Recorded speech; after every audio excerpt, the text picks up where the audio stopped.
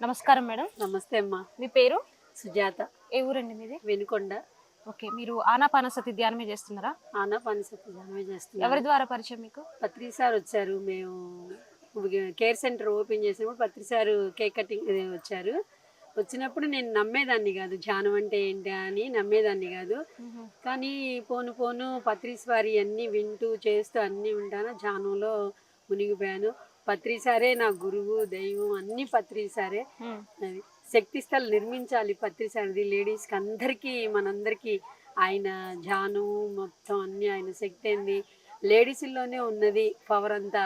మీరు అందరికీ చెప్పి చేయించాలని చెప్పారు. మా ఇంటికి వచ్చారు పత్రి సార్ లాస్ట్ బాడీ వికెట్ చేసే ముందు స్టే చేశారు. మీ ఇంట్లోనే స్టే చేస్తానమ్మా అని ఉన్నారు. చాలా హ్యాపీగా ఉంది.